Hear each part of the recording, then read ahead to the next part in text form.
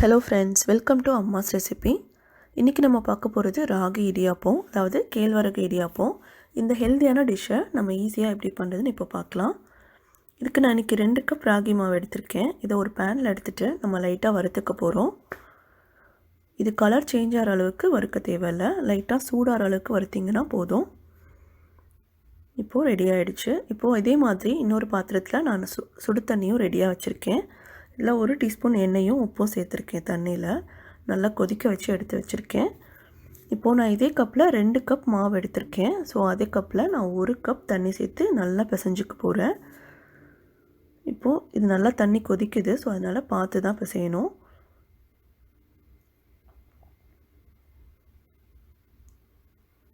கொஞ்சம் கொஞ்சமாக தண்ணி சேர்த்து பிசைஞ்சிக்கலாம். அப்போ தான் நமக்கு எவ்வளோ தண்ணி தேவைப்படும்னு தெரியும். இப்போது நல்லா சூடாக இருக்கும்போதே நம்ம கை வச்சு லைட்டாக பிசைஞ்சிக்கலாம். இந்த மாதிரி சாஃப்டாக பிசைஞ்சிக்கணும். தண்ணி அதிகமாகவும் சேர்த்துடக்கூடாது, கரெக்டான பதத்தில் தான் இருக்கணும். பாருங்கள், இந்த பதம் கரெக்டாக இருக்குது. நல்லா சாஃப்டாக ஆகிடுச்சு மாவு. இப்போது இது ரெடி ஆகிடுச்சு. இது சூடாக இருக்கும்போதே நம்ம இடியாப்ப அச்சில் வச்சுட்டு பிழிஞ்சு எடுத்துக்கலாம். இது ஆறிடுச்சுன்னா நல்லா ட்ரை ஆகிடும், சாஃப்டாக வராது இடியாப்பம்.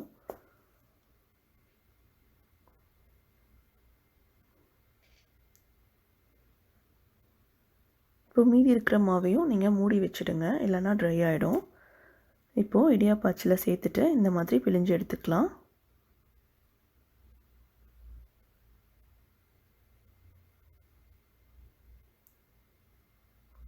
இதை நம்ம இட்லி தட்டில் வச்சுட்டு நம்ம வேக வைக்க போகிறோம்.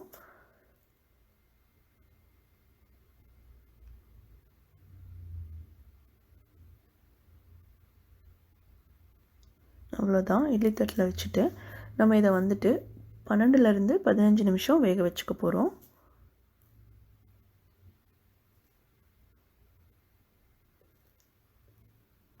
பாருங்கள், நம்மளோட இடியாப்பம் சூப்பராக ரெடி ஆகிடுச்சு.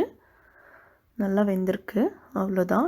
இதை நீங்கள் தேங்காய் பால் கூட இல்லை வெஜிடபிள் குருமா, சிக்கன் குருமா கூட சாப்பிட்லாம். ரொம்ப நல்லாயிருக்கும். நான் இன்றைக்கி சிம்பிளாக தக்காளி சேவை மாதிரி பண்ண போகிறேன். கொஞ்சமாக எண்ணெய் விட்டுட்டு கடுகு, உளுத்தம்பருப்பு, பச்சை மிளகாய், வெங்காயம் எல்லாம் சேர்த்துக்கலாம். வெங்காயம், கருவேப்பிலை இதையும் சேர்த்துட்டு நல்லா வதக்கிடலாம்.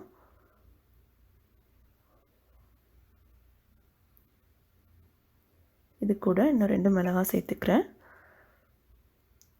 இப்போது தக்காளியும் சேர்த்துட்டு இது நல்லா வதங்கினதுக்கப்புறமா தேவையான அளவு உப்பு சேர்த்துக்கோங்க. கொஞ்சமாக கொத்தமல்லி தழை தூவிட்டு இதில் நம்ம ரெடி பண்ணி வச்சுருக்க இடியாப்பத்தையும் சேர்த்துக்கலாம். சேர்த்துட்டு மிக்ஸ் பண்ணி விட்டுட்டா அவ்வளோதான், நம்மளோட தக்காளி சேவை ரெடி ஆகிடுச்சு. இந்த ஹெல்த்தியான டிஷ்ஷை நீங்களும் ட்ரை பண்ணி பாருங்கள். எப்படி இருந்ததுன்னு கமெண்ட்ஸில் சொல்லுங்கள். உங்களுக்கு இந்த ரெசிபி பிடிச்சிருந்ததுன்னா அம்மாஸ் ரெசிபிக்கு சப்ஸ்கிரைப் பண்ணுங்கள். தேங்க்ஸ் ஃபார் வாட்சிங்.